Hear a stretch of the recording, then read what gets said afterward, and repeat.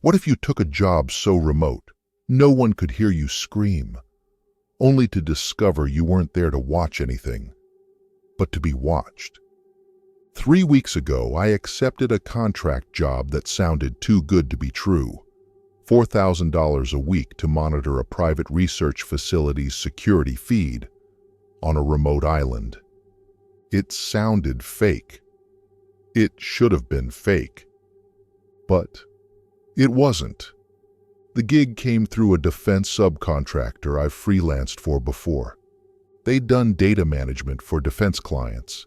Secretive, but real. The only description they gave: short-term assignment, solo placement, full autonomy, surveillance duties only, no engagement. After what I'd just been through, debt collectors breathing down my neck, and the ashes of an 8-year relationship, the idea of disappearing into a quiet place, even temporarily, felt like salvation.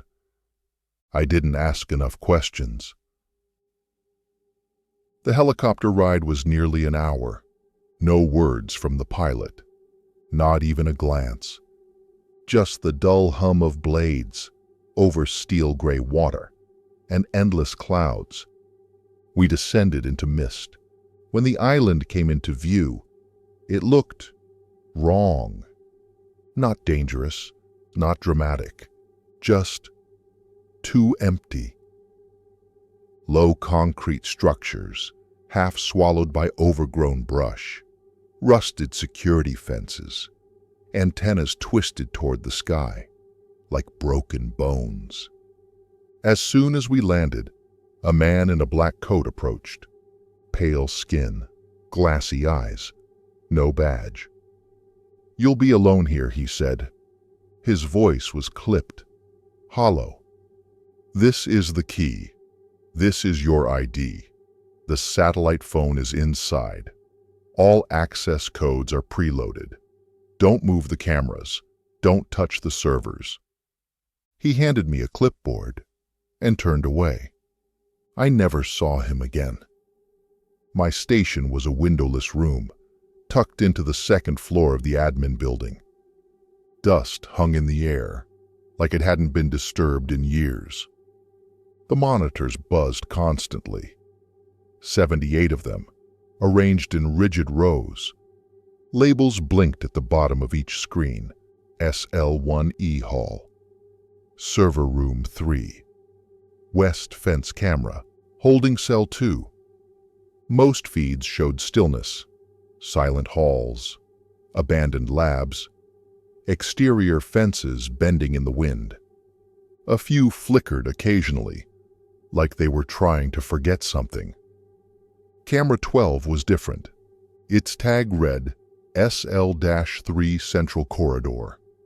A hallway I never saw in person. Long. Sterile. Flickering fluorescent lights. No doors. Just that dead-end stare. I asked about it on day 2, using the satellite phone's secure text line. 12 minutes later. Sub-level 3 is classified. Do not pursue. I asked again on day 4. This time the message came faster. This is your final warning. The silence started getting to me. The wind outside wailed, like something grieving. The lights buzzed with a pitch that felt like a toothache in my skull. By the end of the first week, I began sleeping in the monitor room. Blanket wrapped tight, the soft static of the feeds like a lullaby. It made me feel like something was always moving, even if it wasn't. I'd talk to the screen sometimes, just to hear a voice, even if it was my own. By the end of the second week, I stopped checking the calendar. Time didn't pass normally here. Shadows shifted the wrong way. Halls didn't echo right. I started finding notes I didn't remember writing. Don't watch it too long. What did you see that saw you back? Static isn't silence. On what I think was day 10, around 2:46 a.m., camera 12 went dark.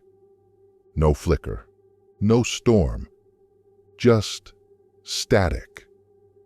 Usually, if a camera lost power, the feed would show a time-stamped error message. This one didn't.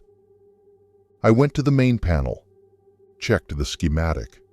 There was no sub-level 3, only ground floor, and sub-level 1. No wiring, no feed junctions, no floor plan.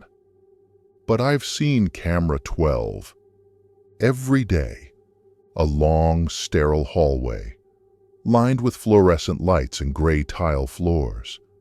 And now, it was gone. An hour later, the screen blinked back to life. Only now, the hallway had changed. The lights pulsed, like they were on life support. Something thick and wet smeared the walls, long dark streaks, like old blood or oil. And at the end of the hallway stood something. It was human-shaped, but wrong. Tall, too tall. Arms hanging straight down, legs too long. The head slightly tilted, as if listening to something far away. It didn't move, didn't blink. Just stood there, staring into the camera. I leaned closer, tried to zoom in. The feed scrambled, then cleared, just long enough to reveal a face made of static. Not blurred, constructed of static. And for a heartbeat, I felt it watching me, not the camera. Me. I hit the emergency number. It rang 6 times. Then, one by one, the feeds began dropping. Not just camera 12, all of them. 78 windows of surveillance collapsed into white noise and snow. Then the entire console rebooted. When it came back, camera 12 was gone. Slot 12 now jumped directly to 13.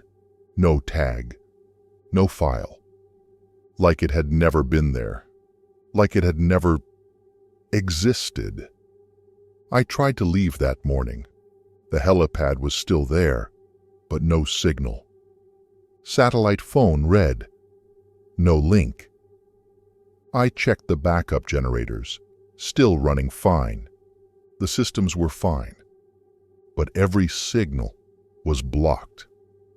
Then I found the supply crates, 3, marked for the 3 months of my contract. Month 1 was mostly intact, but months 2 and 3, opened, empty, but I hadn't opened them. That night, I heard it for the first time, a soft, melodic humming. Not from the equipment, not from the walls, from beneath the floor. It wasn't mechanical. It sounded like a lullaby, played through rusted wires and broken speakers. I pulled back one of the loose panels beneath the desk. There was no concrete beneath, just tile. Cracked, dirty, familiar. It was the hallway from camera 12, and then movement. Something pale, an arm, I think, slid away from the edge of view. Long, too long. I sealed the panel and pushed the desk over it. I think they lied. This isn't a surveillance post. There's nothing left to monitor. No staff, no activity. I think this is a containment site. The job was never about watching them. It was about being here, alone, cut off, trapped, in a place that changes the longer you stay. Maybe the others are still here, but not human anymore. Maybe that figure on camera 12 was one of them. Last night, I woke up on the floor. The screens were humming, louder than usual. One of them was glowing differently. A new slot. Camera 79, labeled Observation Room. It was showing me. I watched myself stand. Look at the screen. Tilt my head. The version of me on the feed smiled. Now every time I look at the cameras, it feels like the hallway walls are closing in.